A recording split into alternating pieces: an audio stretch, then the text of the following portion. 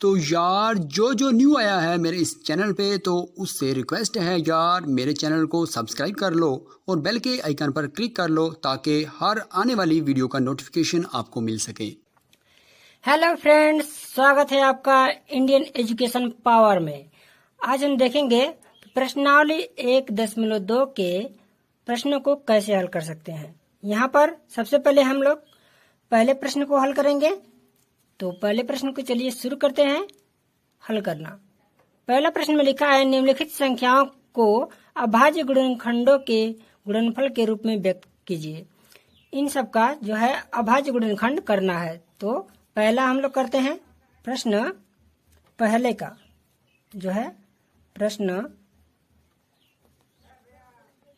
पहले का हम लोग सबसे पहले पहला क्वेश्चन करते हैं। पहला क्वेश्चन करने के लिए देख सकते हैं पहला क्वेश्चन लिखा है 140। तो यहाँ पर लिखेंगे 140 और इसे एक बॉक्स में घेर लेंगे।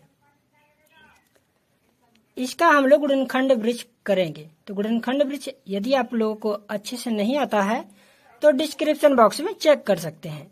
तो इसे हम लोग छोटी छोटी गुणनखंडों के रूप में तोड़ेंगे। तो सबसे पहले 2 से इसमें भाग करेंगे।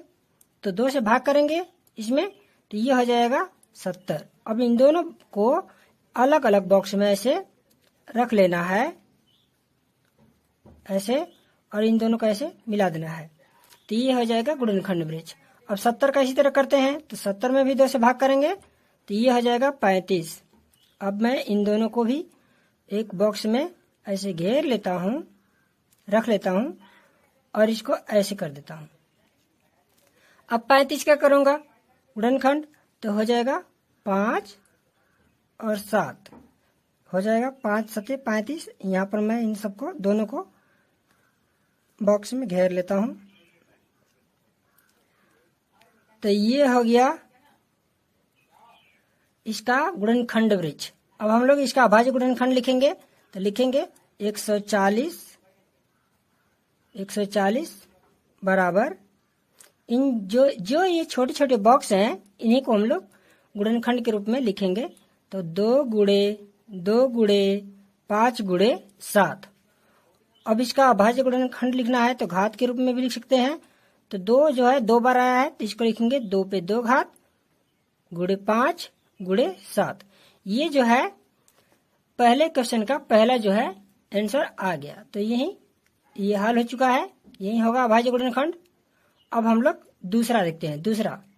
तो दूसरा हल करते हैं। चलिए दूसरा हल करते हैं। तो दूसरा प्रश्न इसका हल करते हैं पहले प्रश्न का ही। 156 का करना है गुणनखंड वृक्ष, यानी कि अभाज्य गुणनखंड बनाना है। तो ऐसे लिखेंगे, पहले 2 से करेंगे तो ये हो जाएगा 78। अब इन दोनों को मैं एक छोटे छोटे बॉक्स में रख लेता हूँ और ऐसे कर लेता हूँ। अब 78 का अब हम भाग करेंगे 2 से तो ये हो जाएगा 39 और 2। तो ये हो जाएगा 2 और 39 ऐसे। अब ये 39 का अब हम लोग करेंगे तो ये हो जाएगा 3 और 13 जो है इसके गुणनखंड हो जाएगा 39 के। तो ये हो जाएगा ऐसे। ये जो है 156 का गुणनखंड वृक्ष बनकर तैयार हो चुका है। अब इसका अभाज्य गुणनखंड लिखते हैं। तो 156 बराबर हो जाएगा 2 गुणे 2 गुणे 3 गुणे 13। अब इसे जरा घात रूप में लिख देते हैं। तो 2 गुणे 2 पे 2 घात लिखेंगे, उसके बाद गुणे 3 गुणे 13।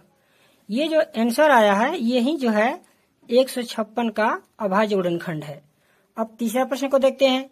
तीसरा प्रश्न लिखा है 3825। तो तीसरे प्रश्न को हल करते हैं।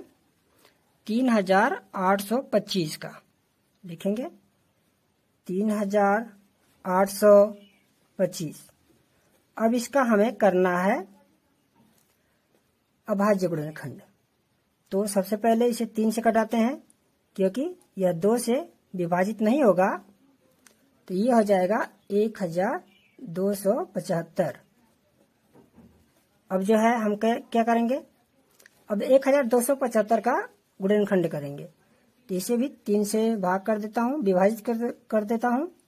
तो ये हो जाएगा 425, ये 425 आ जाएगा और इनको मैं बॉक्स में रखता जाऊंगा। अब 425 का करना है गुणनखंड, तो 5 से करता हूँ क्योंकि अब 3 से यह जो है विभाजित नहीं होगा और ये हो जाएगा 85। कितना आएगा? 85।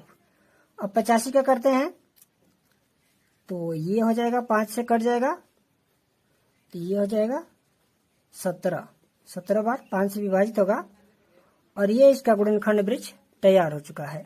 तो लिखेंगे 3825 बराबर, ये जो छोटे बॉक्स में है इन्हीं सबको नोट कर लेंगे। लिखेंगे 3 × 3 × 5 × 5 × 17।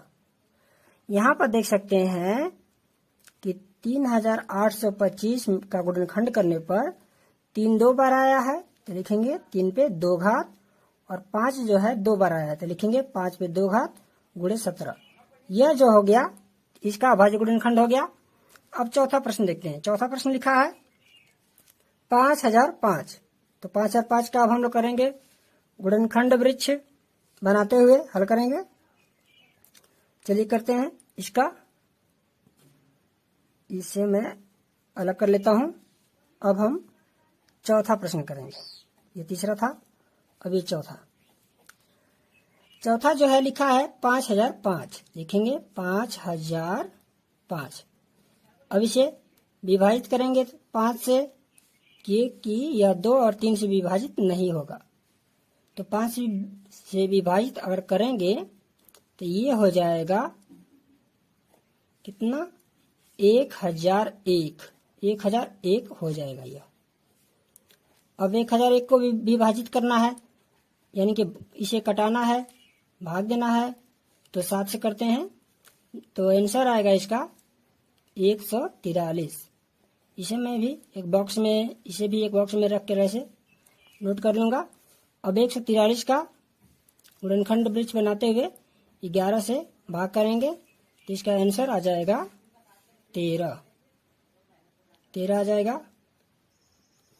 अब इसका जो है 5005 का गुणनखंड लिख लेते हैं। तो लिखेंगे 5 × 7 × 11 × 13। ये जो है इसका क्या हो गया? अभाज्य गुणनखंड हो गया। अब इसी तरह हम इसका अंतिम प्रश्न जो है इसका 5वां, यहाँ देख सकते हैं 5वां प्रश्न लिखा है 7429। इसका करते हैं 5वां 7429 इसका करते हैं। तो इसका भी वैसे ही करेंगे, इसका भी करेंगे हम लोग। पहले गुणनखंड वृक्ष बनाएंगे इसका भी। चलिए बनाते हैं। तो सबसे पहले इसे 2 से 3 से 5 से ऐसे विभाजित करेंगे तो ये नहीं होगा, तो इसे हम लोग विभाजित कर पाएंगे 17 से ही विभाजित कर पाएंगे। छोटी संख्या कम से कम 17 होनी चाहिए और 17 से विभाजित करेंगे, इसका जो आंसर आएगा वो होगा 437।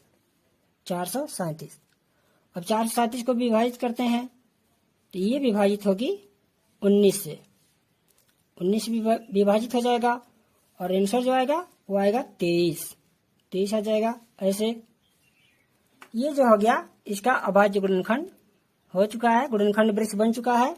अब लिखेंगे 7429 बराबर 17 × 19 × 23। लिखेंगे 23। तो ये जो है इसका अभाज्य गुणनखंड हो चुका है। ये पांचों प्रश्न जो है लग चुके हैं। अब हम इसके दूसरे प्रश्न को देखेंगे। दूसरा प्रश्न लिखा गया है कि जो 2 संख्याएं जो हैं ये दी गई हैं। यहाँ पर दूसरे प्रश्न में 3 प्रश्न दिए गए हैं।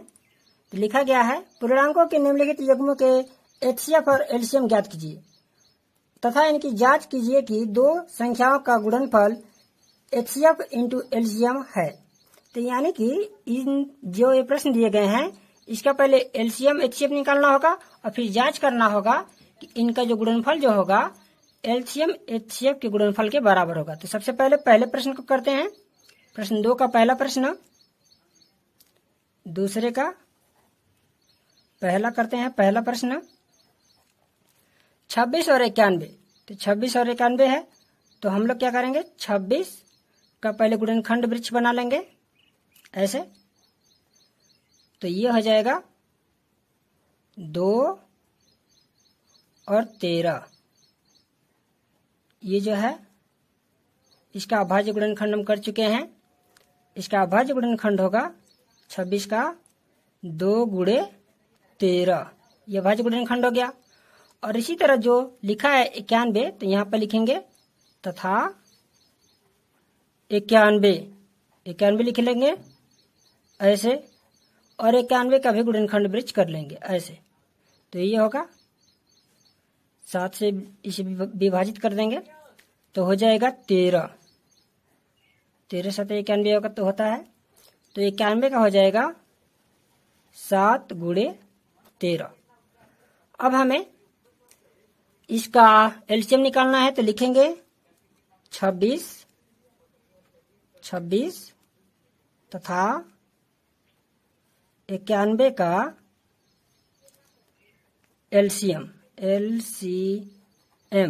एलसीएम बराबर हो जाएगा, क्या होगा। तो पहले इन दोनों में जो संख्याएं मौसा हैं यानी कॉमन है, पहले इसे नोट करते हैं। तो 13 दोनों में मौसा है, और जो संख्याएं बच गई दोनों में, उन दोनों को नोट कर लेते हैं। तो इसमें 2 बच गया है और इसमें 7, तो इन दोनों को ही नोट कर लेते हैं और गुणा करेंगे, जो आएगा वही एलसीएम हो जाएगा। तो गुणा कर लेते हैं, ये हो जाएगा 182। अब इसका एचसीएफ निकालते हैं, तो लिखेंगे 26 तथा 91 का एचसीएफ हो जाएगा। एचसीएफ उसे कहते हैं जो इन दोनों गुणनखंडों का जो कॉमन हो, यानी कि जो दोनों में उभयनिष्ठ हो संख्या। तो यहाँ देख सकते हैं 13 दोनों में उभयनिष्ठ है, दोनों में कॉमन है, तो 13 जो होगा इसका एचसीएफ हो जाएगा। अब प्रश्न के अनुसार कर रहा है कि जांच कीजिए, तो जांच कर लेते हैं। लिखेंगे जांच बराबर लिख लेंगे ऐसे, और नीचे लिख देंगे पहली संख्या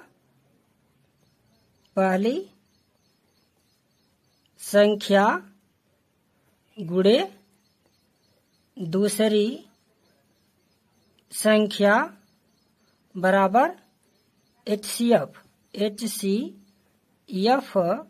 गुणे एलसीएम। जैसे कि प्रश्न में लिखा है, हमें जांच करना है इसी तरह। तो पहली संख्या जो है 26 है, तो लिखेंगे 26, और दूसरी संख्या 91 है, तो 91 लिखेंगे, और ये बराबर हो जाएगा एचसीएफ जो है 13 है, और एलसीएम जो है 182 है। इन दोनों का गुणा करके देखते हैं कितना होगा। तो गुणा करने पर आएगा 2366, और इस साइड का, राइट साइड का भी इन दोनों का गुणा करेंगे तो ये भी होगा 2366। यहाँ जो है दोनों पक्ष बराबर होंगे, left hand side equal to right hand side, ये दोनों साइड जो है बराबर हो चुके हैं। इसी तरह दूसरे प्रश्न को करेंगे। लिखा है 510 और 92 का करना है हमें हल, इसे हल करना है, तो इसे हल करते हैं। चलिए दूसरे प्रश्न को हल करते हैं। दूसरा प्रश्न लिखा है 510 और 92, तो लिखेंगे पहले 510 का हम लोग करेंगे।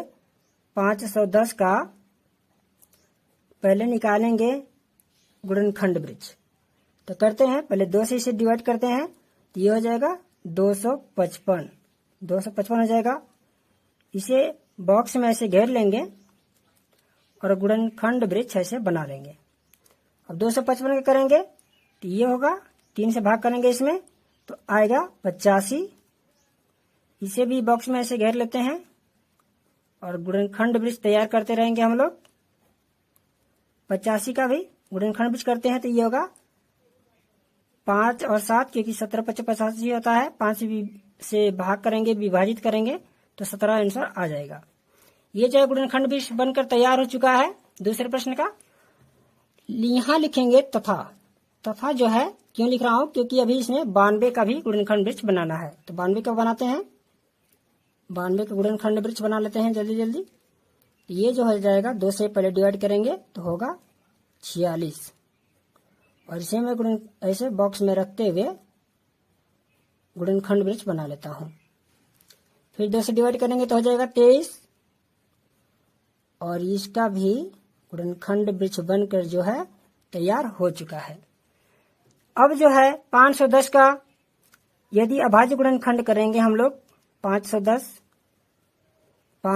का अभाज्य गुणनखंड तो होगा 2 गुणे 3 गुणे 5 गुणे 17 और 92 का जो होगा अभाज्य गुणनखंड जो होगा 2 गुणे 23 होगा। यहाँ पर दोनों का अभाज्य गुणनखंड हो चुका है। अब इसका दोनों का निकालते हैं एलसीएम तो लिखेंगे 510 तथा 92 का एलसीएम मैं पहले ही बताया था जो दोनों गुणनखंड में जो कॉमन होगा पहले से नोट करेंगे तो दोनों में जो कॉमन है सिर्फ 2 है और कुछ नहीं है। तो बाकी सबको नोट कर लेता हूं जो भी दोनों गुणनखंडों में बाकी है उन सभी को। तो इसमें 2 बाकी है, इसमें 3 5 17 और 23 ये जो था। अब इन सभी का मैं गुणा कर लेता हूं तो इसका आंसर आ जाएगा कि एलसीएम कितना होगा। तो इसका गुणा करने पर होगा 23,460। ये जो है एलसीएम लग चुका है। अब 510 तथा 92 का एचसीएफ निकालते हैं। एचसीएफ जो होगा दोनों संख्याओं का जो अभाज्य गुणनखंड जो है इन्हीं दोनों में कोई उभयनिष्ठ संख्या होगी। तो देख सकते हैं यहाँ पर भी 2 है, यहाँ पर भी 2 है, दोनों में उभयनिष्ठ है और कोई संख्या उभयनिष्ठ नहीं है तो इसका एचसीएफ जो होगा 2 हो जाएगा। अब जांच करते हैं। जांच यहाँ इसी सूत्र का प्रयोग करेंगे। पहले इस सूत्र का यहाँ नोट कर सकते हैं। तो पहली संख्या गुणे दूसरी संख्या बराबर एचसीएफ गुणे एलसीएम ये जो हो गया। अब इसे हम पहली संख्या नोट करते हैं 510 है तो लिखेंगे 510 गुणे दूसरी संख्या 92 थी तो लिखेंगे 92 और बराबर एचसीएफ जो है 2 है और एलसीएम जो है 23,460 है। अब इन दोनों का गुणा कर लेते हैं। गुणा करने पर देखते हैं क्या होगा। इन दोनों का गुणा कर लेते हैं। यह हो जाएगा 46,920 और इन दोनों का भी गुणा कर लेते हैं। ये भी हो जाएगा 46,920। तो देख सकते हैं यहाँ दोनों पक्ष बराबर है। लेफ्ट हैंड साइड और राइट हैंड साइड दोनों पक्ष क्या है बराबर हो गए हैं। तो ये सवाल लग चुका है। अब दूसरे प्रश्न का तीसरा देखते हैं। लिखा है 336 और 54 का हमें करना है। तीसरा जो हल इसको हल करना है। तीसरा मैं इसे ऐसे डिवाइड कर लेता हूं। आप चाहे तो नोट भी कर सकते हैं नोटबुक पर अपने। तो तीसरा हम लोग हल करते हैं इसका 336। तो पहले 336 का हम लोग बनाएंगे गुणनखंड वृक्ष। तो ये 2 से किया मैं इसमें भाग यानी विभाजित कर दिया इसको 2 से। तो ये हो जाएगा 168 और इसे मैं एक बॉक्स में ऐसे दोनों में इन दोनों को ऐसे कर लूंगा और ऐसे गुणनखंड वृक्ष बना लूंगा। अब इसे इसका भी 2 से विभाजित करते हैं, 2 से भाग करते हैं तो इसका जो होगा आंसर 84 हो जाएगा। इसका भी गुणनखंड वृक्ष ऐसे बना लेते हैं ऐसे। अब 84 का भी गुणनखंड करते हैं। तो 2 से अगर मैं इसमें भाग दूं विभाजित कर दूं इसे 2 से तो ये हो जाएगा 42 और ये इसका गुणनखंड वृक्ष तैयार हो रहा है। 42 का अगर मैं कर दूं गुणनखंड वृक्ष तो होगा 2 से मैं कर देता हूं, तो ये हो जाएगा 21। और ये जो है ऐसे गुणनखंड वृक्ष बन रहा है हम लोगों का। और इसे मैं 3 से कर दूं तो ये होगा 7। और ये जो है इसका गुणनखंड वृक्ष बनकर तैयार हो चुका है। अब इसी तरह लिखेंगे तथा लिखकर इसका जो दूसरा है 54, इसका भी हम लोग गुणनखंड वृक्ष बनाएंगे 54 का। तो इसे भी 2 से विभाजित करते हैं, ये होगा 27। और इसका मैं ऐसे गुणनखंड वृक्ष बना लेता हूं। 27 में अब हम विभाजित करेंगे 3 से, ये होगा 9 ऐसे। और हम इसका 9 का भी गुणनखंड कर देंगे तो ये होगा 3 गुणे 3, यानी कि एक बॉक्स में 3 आएगा, दूसरे बॉक्स में भी 3 आएगा। यहाँ पर देख सकते हैं 336 का जो है गुणनखंड कितना आया, कितना अभाज्य गुणनखंड हुआ। तो यहाँ पर लिखा गया है 2 गुणे 2 गुणे 2, यानी कि 3 बार 2 आया है, 4 बार 2 आया है। तो लिखेंगे 1 2 3, 4 बार 2 लिख लेंगे।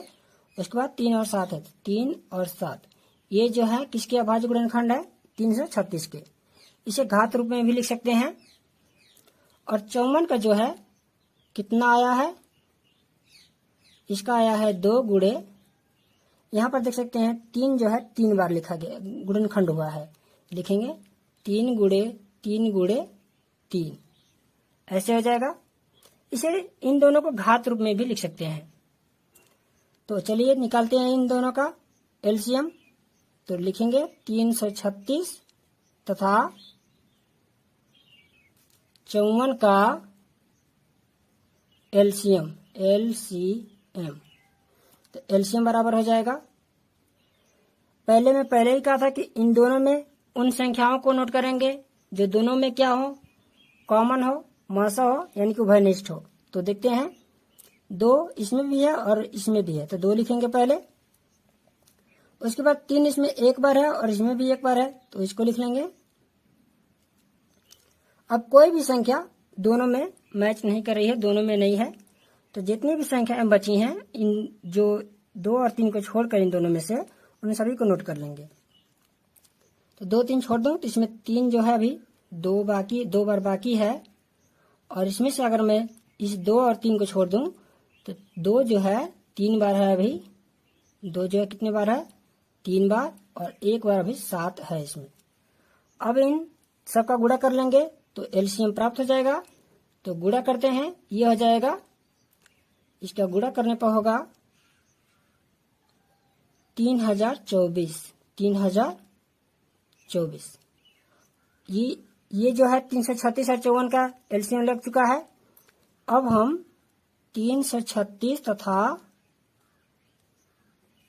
54 का एचसीएफ निकालेंगे। एचसीएफ बहुत ही आसान है, मैं पहले ही कहा था, जो संख्याएं दोनों में मिले उसे एचसीएफ कहते हैं। तो 2 और 3 जो है दोनों में मिल रहे हैं, 2 और 3, तो लिखेंगे 6, 2 3 6 जो होगा इन दोनों का एचसीएफ हो जाएगा। अब जांच कर लेते हैं, तो नीचे लिखेंगे जांच करके ऐसे, यहाँ पर सूत्र दिया गया है, हम यहाँ पर भी प्रयोग कर चुके हैं। तो मैं सूत्र न रखे हुए डायरेक्ट संख्या को रख रहा हूँ। पहली संख्या 336 गुणे दूसरी संख्या 54 बराबर हो जाएगा एचसीएफ कितना है, 6, और एलसीएम कितना है, एलसीएम रखेंगे 3024, ये हो जाएगा। अब इन दोनों का गुणा कर लेते हैं। दोनों का गुणा करेंगे तो होगा 18,144 हो जाएगा।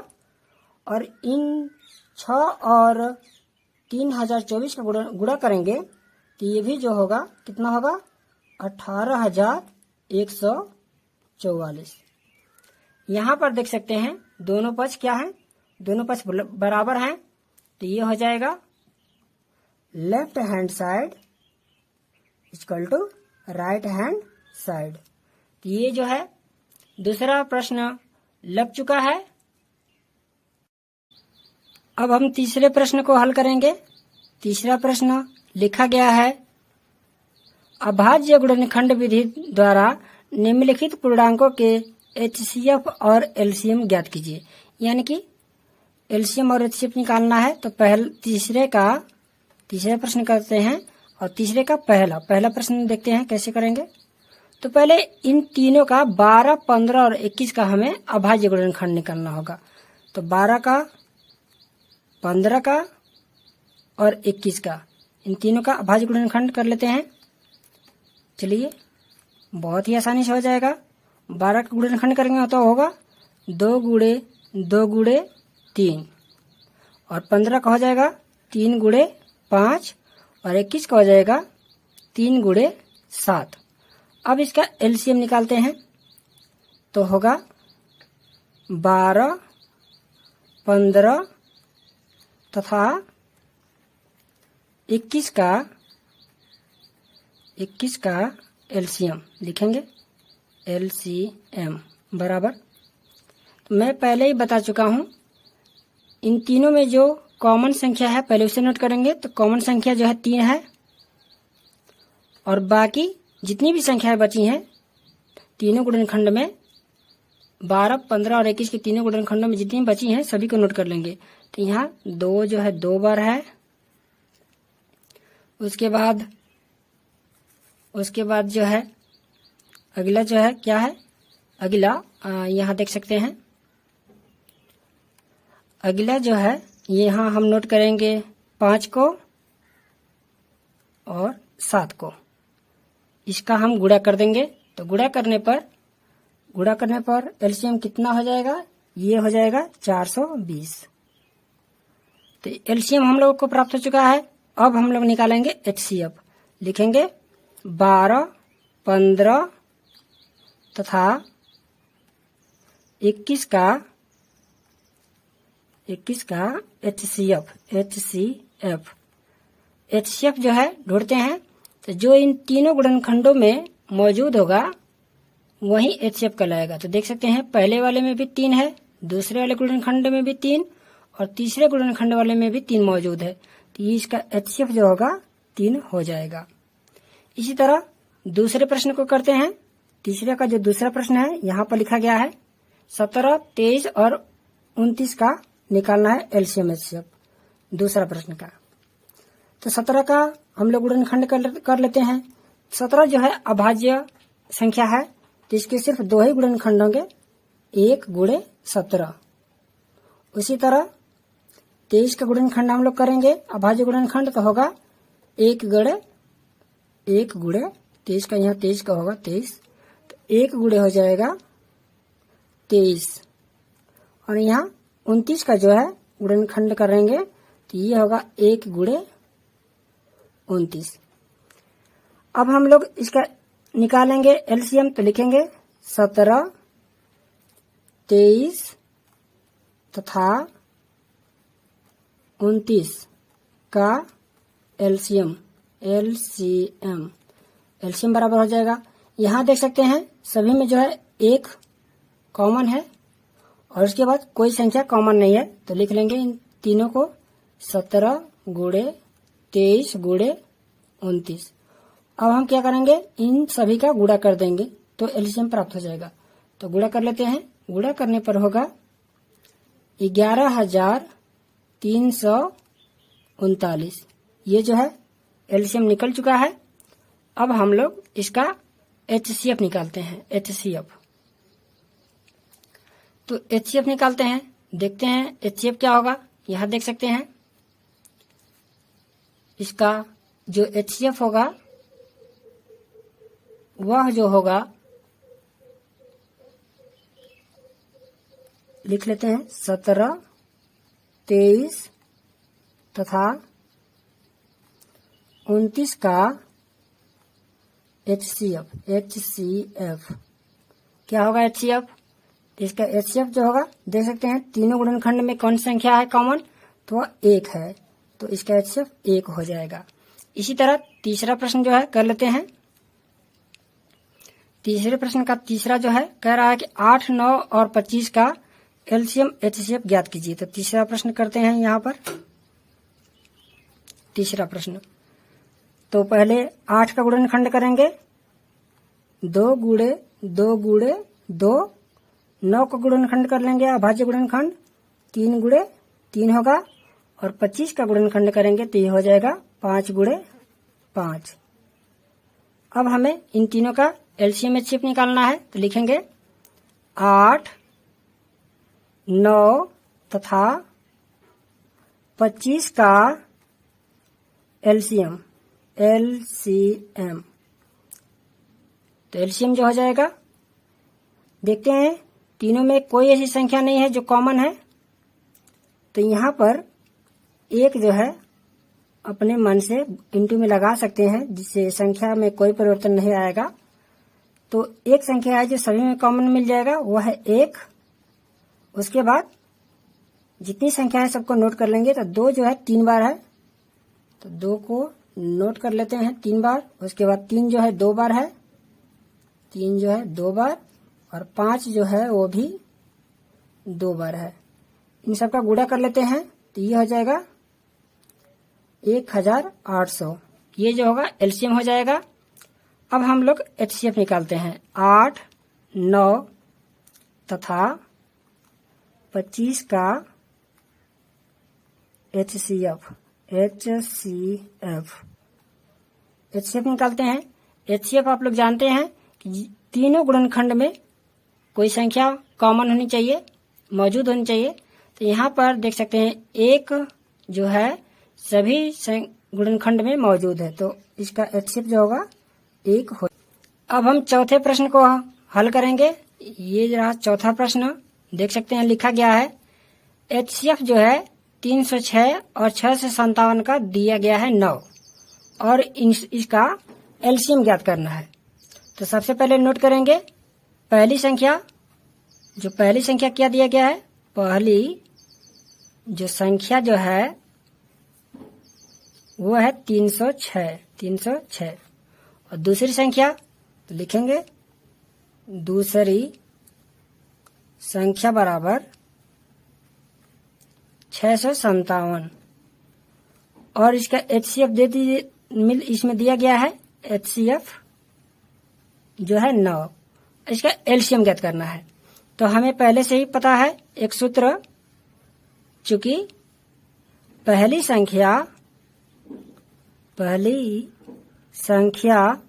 गुणे दूसरी संख्या बराबर होता है एचसीएफ गुणे एलसीएम। इसी सूत्र का प्रयोग करेंगे। पहली संख्या नोट कर लेते हैं 306 है, तो लिखेंगे 306 गुणे दूसरी संख्या जो है 657 है, तो लिखेंगे 657 और बराबर एचसीएफ दिया गया है 9 और हमें एलसीएम ज्ञात करना है एलसीएम। अब जो है इन दोनों का गुणा कर लेते हैं। तो इन दोनों का जो गुणा करेंगे तो इसका आंसर आ जाएगा, इतना आएगा। आप 2,01,042 और इसका हम लोग अभी 9 को नोट ही रखेंगे, पक्षांतर अगली लाइन में करेंगे। अब हम पक्षांतर करते हैं, यानी कि 9 को जो है दाएं साइड से बाएं साइड में भेज देते हैं। तो बाएं साइड में भेजते हैं तो ये जो है इनटू में है, तो इस साइड जब जाएगा तो डिवाइड में हो जाएगा, यानी कि भाग लग जाएगा। तो इसमें जो है मैं ऐसे डिवाइड में यानी कि भाग में लगा देता हूँ। इधर एलसीएम अभी रह जाएगा। अब हमें क्या करना है, 9 से इसमें भाग कर देना है। तो 9 से जब भाग करेंगे तो एलसीएम जो होगा, एलसीएम हमें प्राप्त हो जाएगा। तो वो हमें इसमें भाग कर देता हूँ 9 से। तो 9 से भाग करूंगा तो होगा 22,338। यह जो है हम लोग एलसीएम ज्ञात कर चुके हैं। अब हम पांचवा प्रश्न को हल करेंगे। पांचवा प्रश्न देख सकते हैं यहाँ पर लिखा गया है, जांच कीजिए कि क्या किसी प्राकृतिक संख्या n के लिए संख्या 6 पे n पावर अंक 0 पर समाप्त हो सकती है। तो हम लोग लिखेंगे, देख सकते हैं यहाँ पर क्या है, n एक प्राकृतिक संख्या है, लिखा गया है कि n एक प्राकृतिक संख्या है। तो हम लोग नोट करेंगे यहाँ n एक प्राकृतिक संख्या है, प्राकृत संख्या है।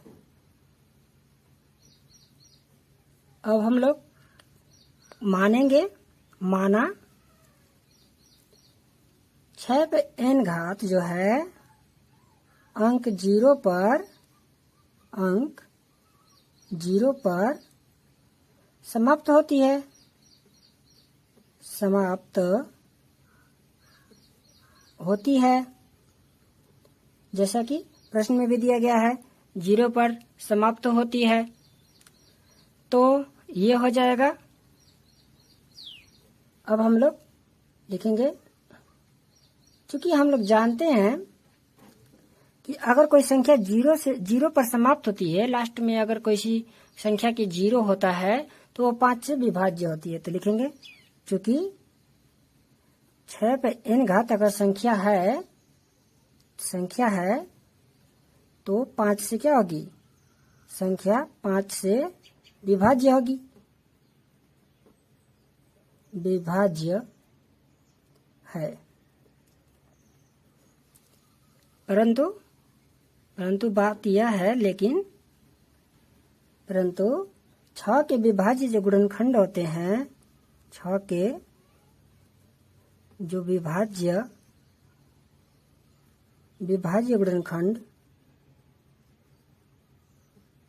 गुणनखंड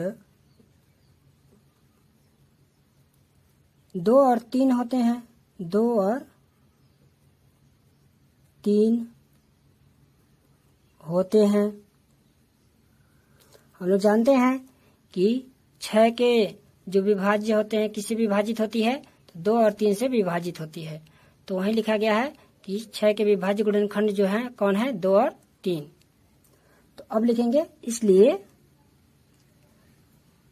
अगर 6 पे कोई संख्या n घात है तो वह जो संख्या होगी उस संख्या को हम लोग 2 गुणे 3 पर n घात के रूप में भी लिख सकते हैं। तो यही था प्रश्न 5वां। अब हम लोग देखते हैं 6वां प्रश्न। 6वां प्रश्न अब हल करते हैं, सॉल्व करते हैं। 6वां में लिखा गया है, व्याख्या कीजिए कि 7 गुणे 11 गुणे 13 प्लस 13 और 6 गुणे 7 गुणे 6 गुणे 5 गुणे 4 गुणे 3 गुणे 2 गुणे 1 प्लस 5 भाज्य संख्याएं क्यों हैं। सिद्ध करना है, हमें यह सिद्ध करना है कि यह जो दोनों संख्या है वो भाज्य संख्या है। सबसे पहले हम लोग लिखते हैं 7 गुणे 11 गुणे 13 प्लस 13। अब इसे हम लोग क्या करेंगे, देख सकते हैं यहां से यहां तक गुणा है और प्लस के बाद यहां से जो है सिर्फ 13 लिखा गया है। तो इन दोनों में यहाँ पर 13 को हम लोग 13 गुणे 1 भी परिमाण से लिख सकते हैं, क्योंकि 1 जो है किसी संख्या में गुणा करने पर वही संख्या रहता है। तो इन दोनों पदों में यहाँ से यहाँ तक गुणा है, फिर ये जो दोनों गुणा है, ये गुणा वाला इधर और ये गुणा, इन दोनों में 13 जो है कॉमन है। तो 13 को कॉमन निकाल लेता हूँ तो हो जाएगा 7 गुणे 11 और प्लस इधर यहाँ से 13 बाहर निकल गया कोष्टक से, तो यहाँ बचेगा 1, तो हो जाएगा 13 कोष्टक में 77 प्लस 1 और यहाँ पर हो जाएगा 13 और यहाँ पर कोष्टक में से कोष्टक तोड़ लेंगे तो हो जाएगा गुणा का सिंबल और 77 1 78। यहाँ पर देख सकते हैं कि यहाँ पर 2 गुणनखंड है 13 और 78। तो कोई भी संख्या के, किसी भी संख्या के जब 1 के अलावा अन्य संख्या से जो विभाज्य हो जाती है वो भाज्य संख्या कहलाती है। यानी कि ये जो संख्या बनी है इसके 2 गुणनखंड है संख्या 1 के अलावा, तो यह संख्या क्या होगी, यहाँ लिख सकते हैं। इसलिए उपर्युक्त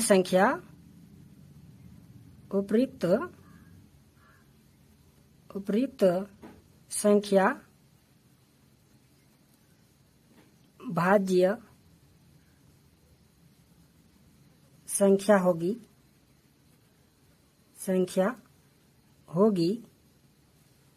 क्योंकि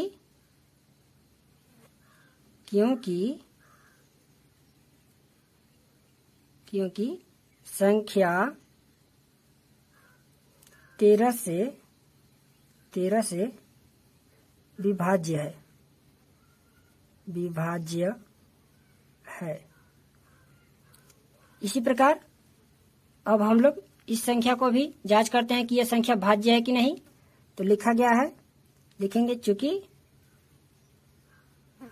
लिखा गया है प्रश्न में 7 गुणे 6 गुणे 5 गुणे 4 गुणे 3 गुणे 2 गुणे 1 और प्रश्न करके लिखा गया है 5।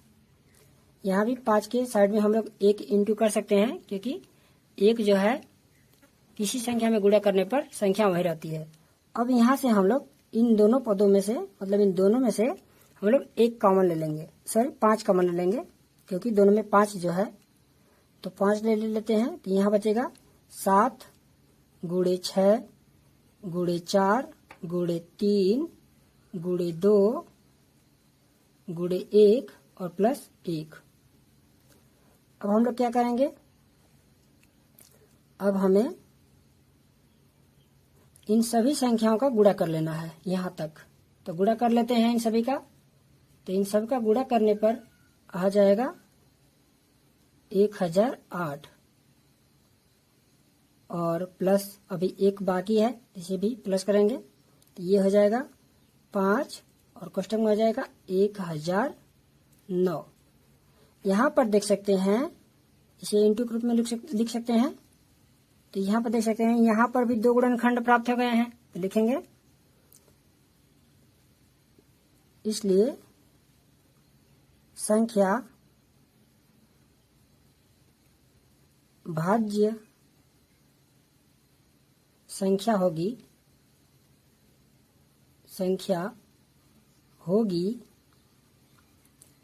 क्योंकि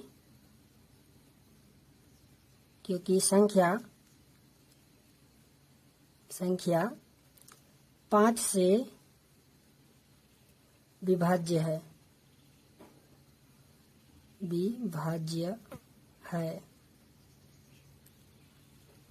तो ये दोनों लिखने के बाद हम लोग नीचे लिखेंगे। इसे लिखने के बाद आप नोटबुक में आप नोट कर सकते हैं। उसके बाद इसके नीचे आप इसे नोट कर लीजिएगा और उसके बाद नीचे लिखेंगे अतः, लिखेंगे यहाँ से, अतः संख्या 7 गुणे 11 गुणे 13 प्लस 13 और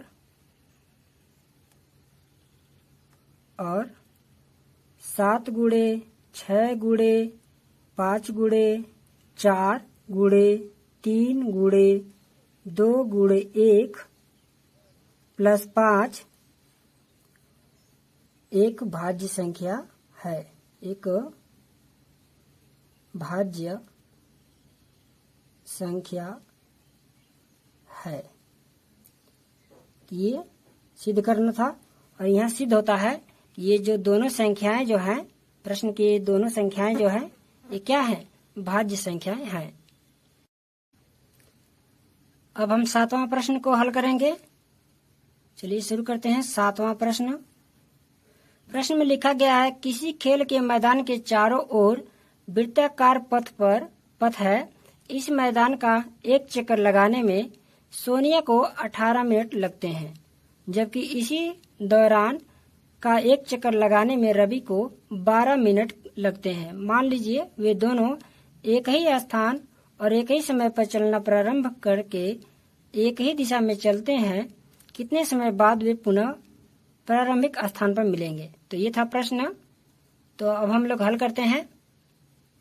सबसे पहले एक वृत्ताकार पथ जो है बना लेते हैं यहाँ पर, और इस पर जो है सोनिया जो है ऐसे दौड़ रही है।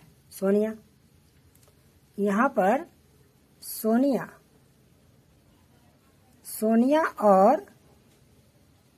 और दूसरा कौन, दूसरा जो है रवि, दूसरा इसमें देख सकते हैं रवि लिखा गया है।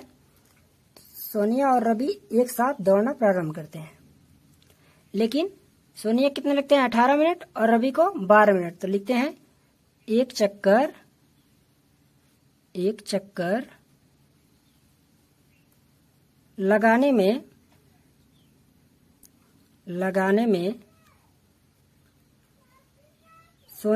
सोनिया का समय, एक चक्कर लगाने में लगा सोनिया का समय, सोनिया का समय लिखेंगे। सोनिया कितना समय लगा रही है, तो देख सकते हैं प्रश्न लिखा है 18 मिनट, लिखेंगे 18 मिनट, यह हो जाएगा। और इसी तरह एक चक्कर लगाने में लगा समय जो है रवि द्वारा लगाया गया है, रवि का समय बराबर हो जाएगा 12 मिनट। कितना, 12 मिनट। इन चिन्हों को तो आप जानते ही होंगे, ये पुनरावृत्ति के चिन्ह है।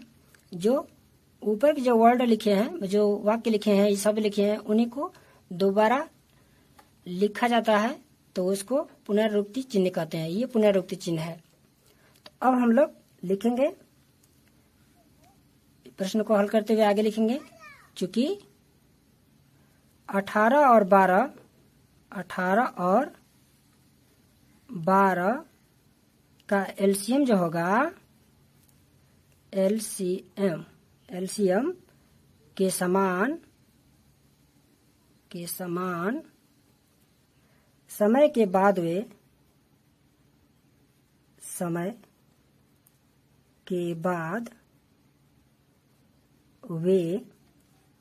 पुनः प्रारंभिक लिखेंगे इधर, प्रारंभिक स्थान पर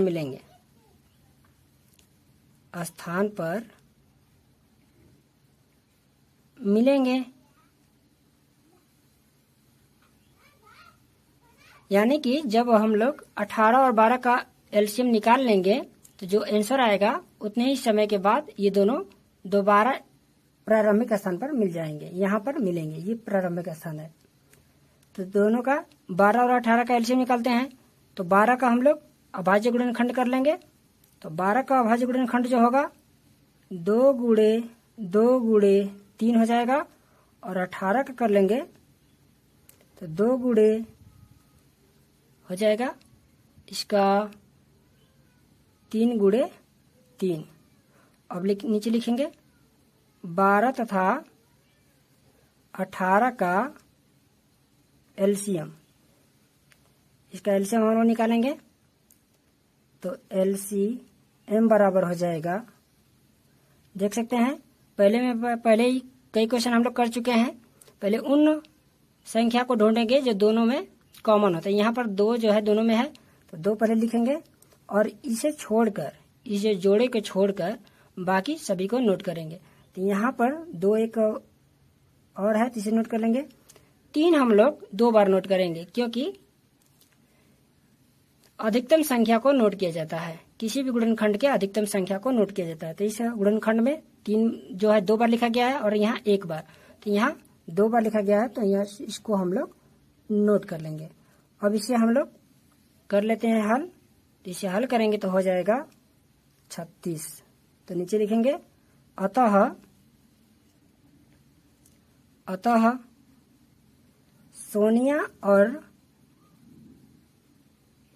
सोनिया और रवि पुनः जो है प्रारंभिक स्थान